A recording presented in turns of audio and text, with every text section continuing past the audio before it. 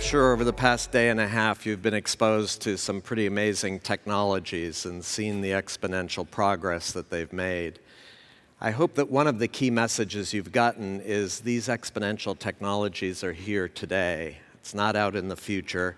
They're here today. There's certainly going to be a lot more progress and performance improvement, but I think the key question on the table for anybody who's in business is, what do I do about this?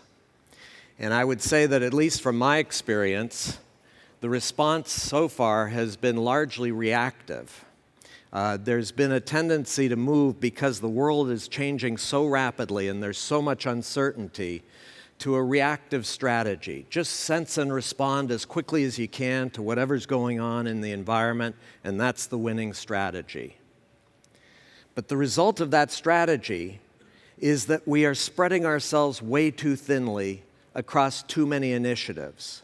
And no matter how large the company, the tendency is to not have a critical mass against anything, to underfund it all because we're trying to do so much. And so I think that the question on the table is, what do we do to overcome that tendency to spread ourselves very thinly and with minimal impact? And by the way, another thing that reinforces that tendency is this belief that the way to reduce risk is to have a larger portfolio of initiatives. The more initiatives you have, the less risk you have.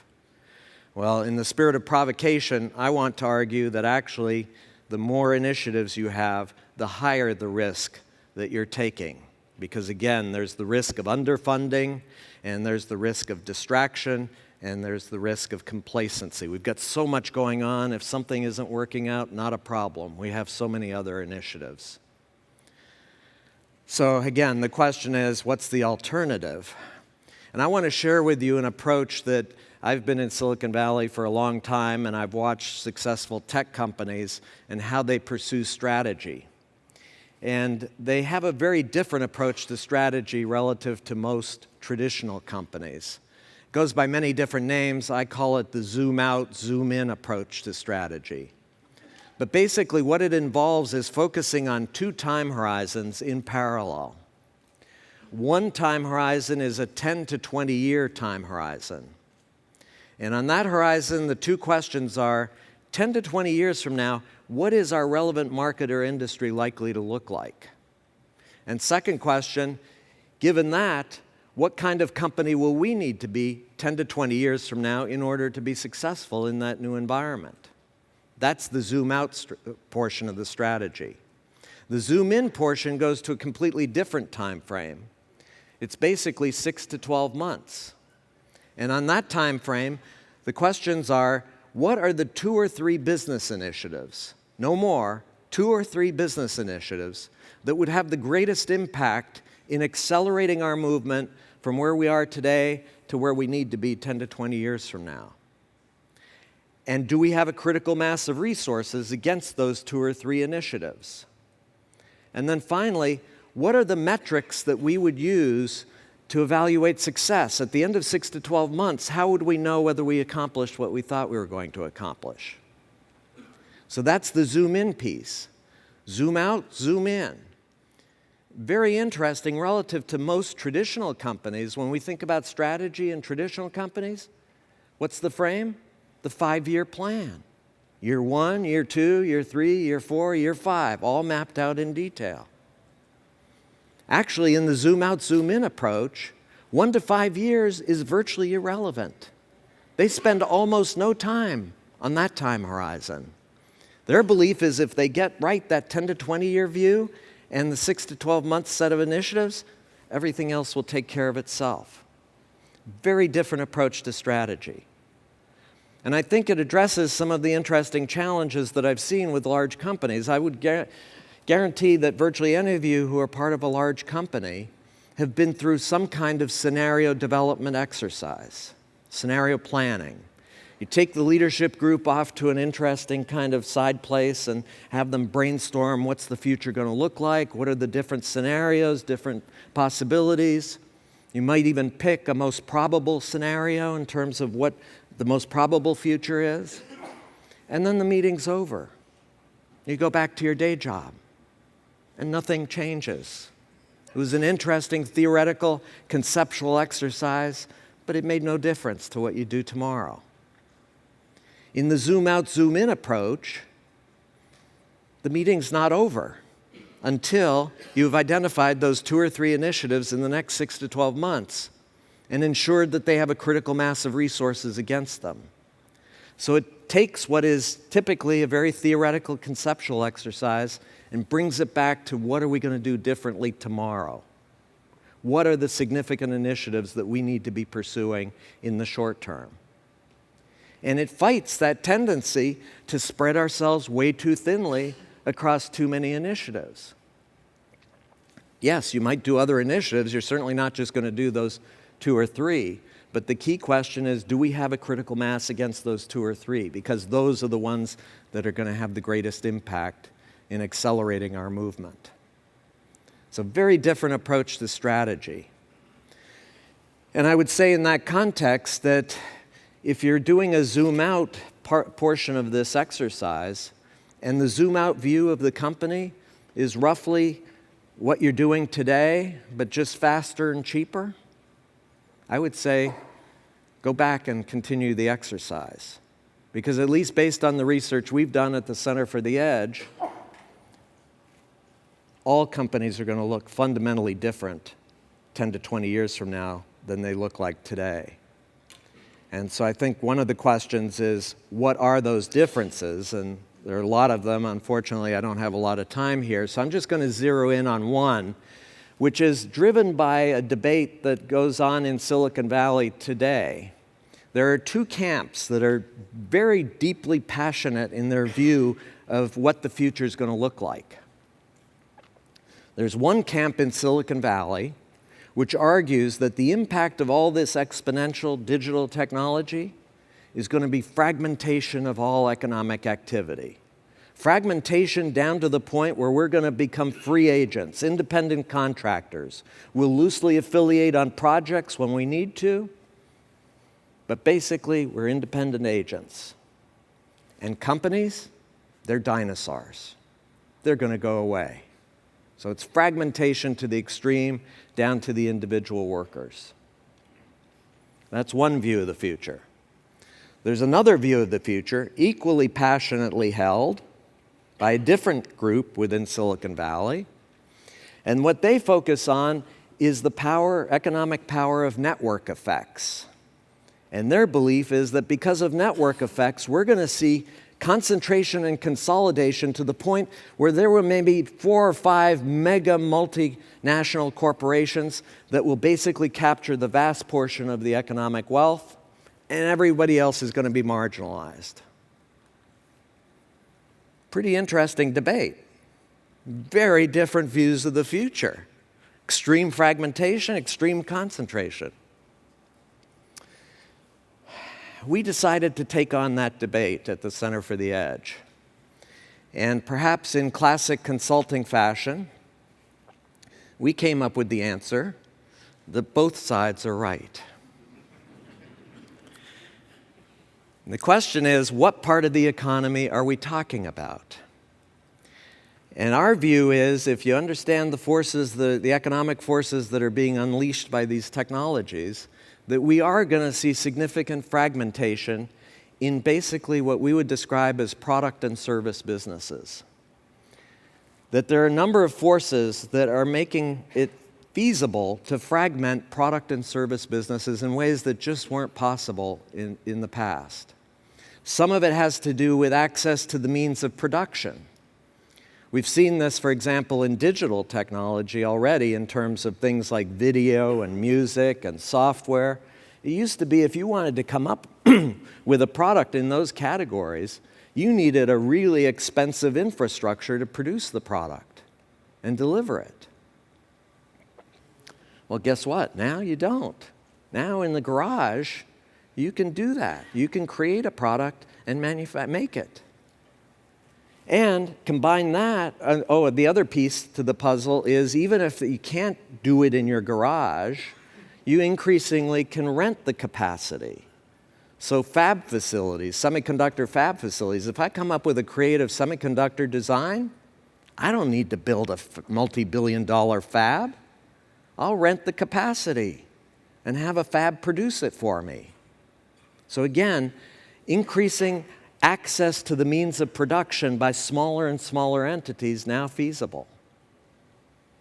And we're seeing increasing fragmentation in those parts of the economy, the digital, video, music, software. Our belief is that same process is going to play out in an expanding array of physical product businesses with things like 3D printing, where we increasingly have access to means of production that are now affordable to anyone. And combine that with the emergence of platforms of various types. So if I come up with a really specialized product for a very specific niche of customers, doesn't matter where they are in the world. I go on a platform, a global platform, to find and connect with the very special niche, wherever they are in the world. Funding platforms that can help me fund my small business. Talent platforms that can help me access the talent and skills that I need as a small business to be successful. So that's all coming together, we believe, to create increasing potential for fragmentation in product and service businesses. And the other piece is as customers. You know, for decades, we were brought up in a world where you were trained that if you wanted something affordable, you had to accept a mass standardized product or service. That was the only way to get it. Well, increasingly now, as a result of the kinds of experiences we're having in things like video and music and software, I don't need to settle for that mass standard product. I want a product that's tailored to my specific needs. So customers who are becoming more powerful in this exponentially changing world have an emerging set of expectations that we also believe are going to drive this fragmentation in that part of the economy. So products and services, smaller and smaller businesses becoming more and more viable and successful in terms of addressing fragmenting customer needs. So that's the fragmentation part of the puzzle. In terms of concentration and consolidation, we see the parts of the economy where that's going to happen. Number one, around types of businesses that we would describe as infrastructure management businesses. What we mean by that are high-volume, routine processing kinds of activities. It could be anything from contract manufacturing to a logistics center, to a logistics network, to running a data center. But high-volume, routine processing, scale-intensive activities, those will concentrate and consolidate. Second area of concentration and consolidation are platform businesses that drive off of network effects to aggregate more and more participants to create more and more value for all of them. And then finally, there's a third and more speculative part of the economy that we see concentration and consolidation, and it's what we call the trusted advisor business. In a world of increasing fragmentation of products and services where there are more and more options that are available to us and where they're changing and evolving much more rapidly, having somebody who knows me as an individual better than anyone else and who I can trust to connect me to the right products and services at the right time to create the most value for me, that's an interesting opportunity. And we see that kind of business as being driven by very powerful economies of scope that will drive the concentration and consolidation. So, broad view, fragmentation in the product and service businesses, and concentration and consolidation in infrastructure, platforms, and this trusted advisor business. I think the interesting piece to this is both of these forces, trends, depend on each other and reinforce and amplify each other. The concentration and consolidation occurs because there's more and more fragmentation in other parts of the economy, and fragmentation occurs because you have access to these kinds of scale-intensive facilities and services on the other side. It creates an interesting opportunity, one of many opportunities that we see in this changing world, and it's a new path to growth. I think, at least from my experience, when I talk to large companies about growth strategy, the discussion very quickly narrows down to two options. Make or buy. Those are the two ways you grow. The only question is, how much of each are you going to do?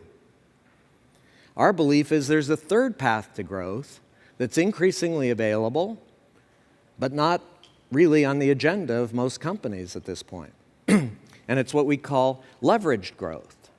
It's the notion of growing by connecting with and mobilizing third-party resources to add more value to your customers.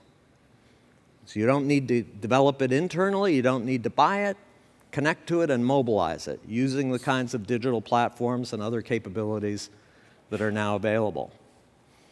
So very interesting option for growth, opportunity for growth.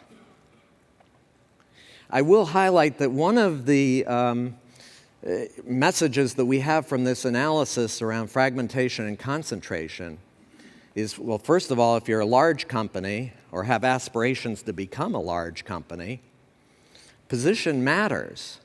Focusing on the parts of the economy that are going to concentrate and consolidate are critical. And secondly, the ability to capture those positions is very time sensitive. Being a fast follower in something like a platform business or some of these infrastructure businesses, not an option. First one to scale, first one to critical mass, going to be very hard to push aside. And so if you're really focused on positioning yourself in the parts of the economy that are going to concentrate and consolidate, move now and move aggressively. Don't just experiment, because time is of the essence. So that's a bit of perspective around a part of the zoom out frame is understanding fragmentation and concentration trends and developing a point of view of what kind of company you need to be 10 to 20 years from now to continue to maintain scale or get even larger. The other piece to the puzzle is our belief is if you do the zoom out effectively, you will see 10 to 20 years from now a company that is fundamentally different from the company you are running today. Fundamental transformation is required in order to position yourself for that 10 to 20 year future. And that brings in the whole topic of transformation. Now, I know that one of the buzzwords today in the business world is digital transformation. Virtually every company I talk to is in the process of digital transformation.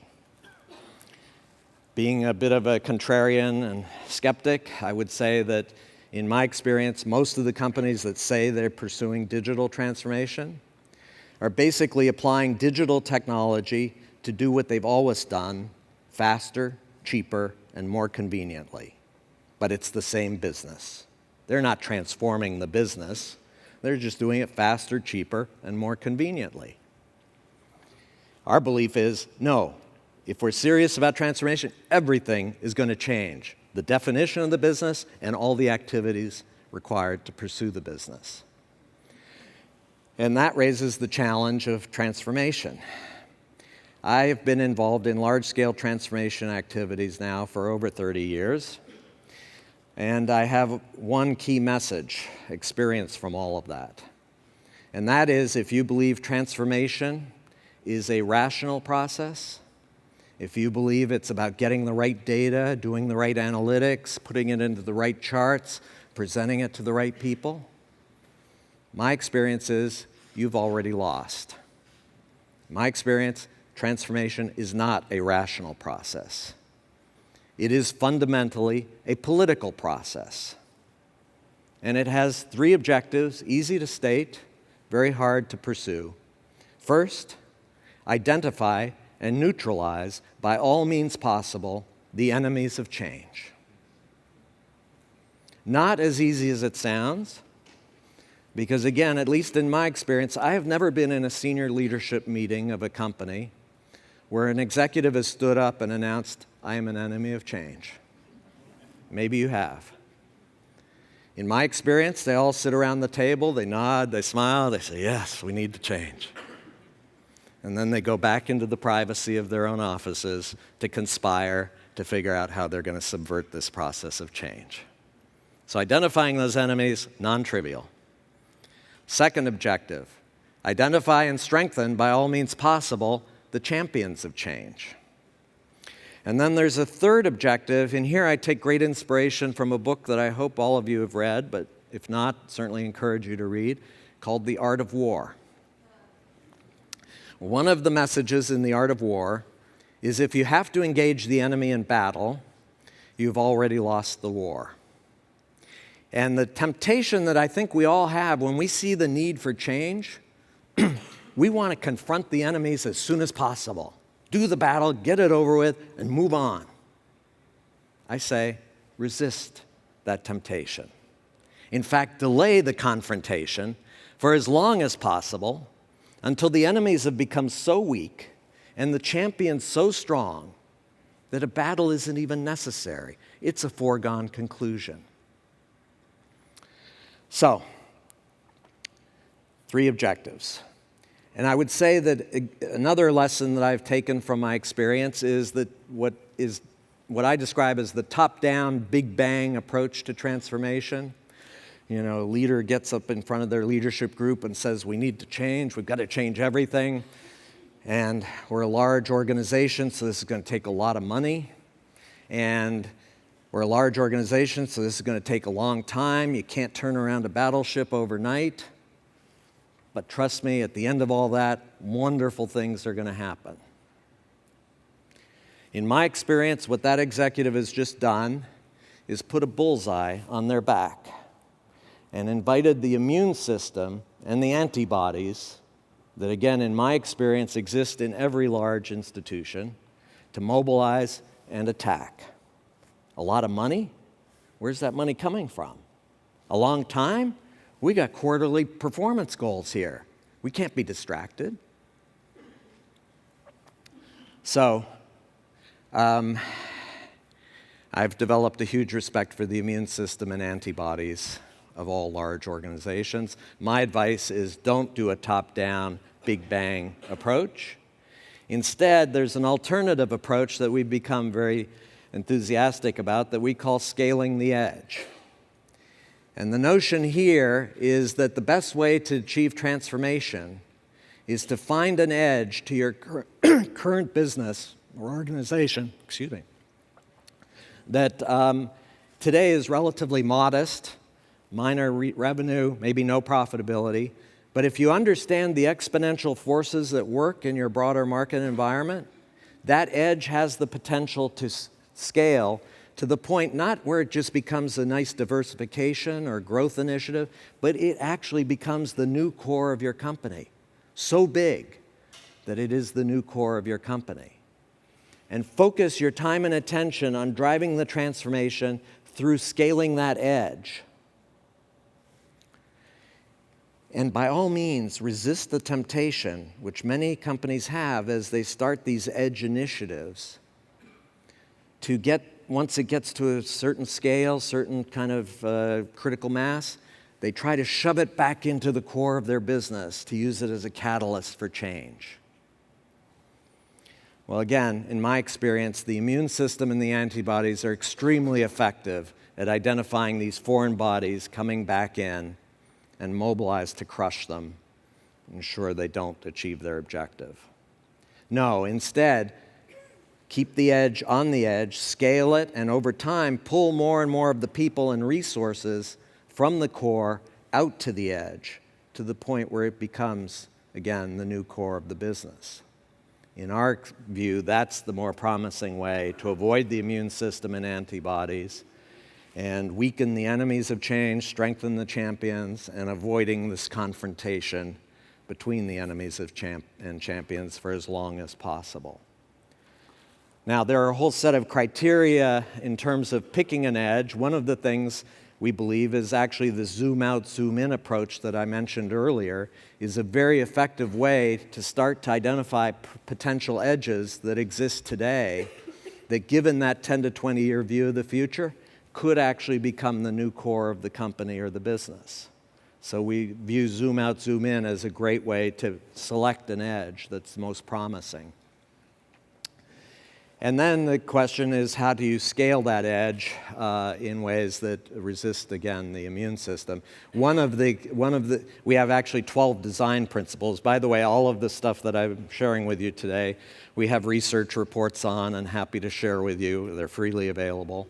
But in terms of the 12 design principles for scaling an edge, one of the key design principles, again, goes against, I think, an instinct that we all tend to have. The design principle is starve the edge. Wait a minute. You've just told me there's an edge that could become the new core, the future of my business, and I'm going to starve that edge? I want to put as much money as I can into that edge to make sure it succeeds. No, resist that temptation for a variety of reasons. One is, the more money you put into the edge, particularly in the early stages, the more likely you are to get that immune system and antibodies to come after you, because that money's coming from somewhere and they're going to want it back. So that's point number one. Point number two, if you put a ton of money into the edge in the early stages, it tends to breed complacency on the edge leadership team. Wow, things are really good. We got a lot of money. Let's go out and have a beer, celebrate. No, you want a sense of urgency. We got so little money. How the hell are we going to pull this off? And finally, and most importantly, if you starve the edge, from day one, the edge leadership team is forced to look outside to figure out who can we connect with, what third parties can we connect with to leverage our own meager resources. So from day one, you're moving in a very network-oriented, ecosystem-oriented type of business as opposed to trying to do it all yourself. And we think that's a very powerful way to drive the transformation on the edge. Now, there are a lot of, I'll give you one example of a scaling edge initiative. It's a company that actually has been around for a long time, State Street Bank. Some of you may be familiar with it. It was actually founded back in 1793 as a very traditional retail bank. They had branches, they took deposits, gave out loans for most of their history. Back in the 1970s, they started to experience increasing pressure on that core business. And one of the executives one day came up with this idea. He said, you know, when I look in our back office, we have world-class transaction processing capability. He said, why don't we rent out that capability to other commercial banks that are experiencing similar kinds of economic pressure? Long story short, he tapped into an unmet need and scaled that edge very rapidly to the point where basically State Street Bank today is a back office transaction processor for other financial institutions. The retail bank is basically negligible. So I think it's an interesting example of this process of scaling an edge to the point where it does become the new core of the business. So I've covered a fair amount of ground here. I just want to say that I believe there is huge opportunity here. But I believe there's also an imperative to act. Back to the point earlier, these exponential technologies exist today, and they are playing out in terms of the economics. One of the analyses we did at the Center for the Edge is we looked at how have companies done in the US with all this incredible digital technology. We looked at all public companies, not just a sample, but every single company listed on a public exchange from 1965, a few years before digital technology came into the business world, to today. We took as our measure of performance return on assets. Turns out, over that time period, 1965 to today, for all public companies in the US, return on assets has basically collapsed. It's gone down by 75%. Long sustained erosion, no sign of it leveling off, certainly no sign of it turning around. So it's one of the key pieces of evidence for us that this has actually been playing out for decades, and there is mounting pressure. This is not just an option, an opportunity that we can pursue when we feel the time is right. The time is now, and we need to move aggressively to harness the potential of this technology to create unprecedented economic value. Thank you very much. Appreciate it.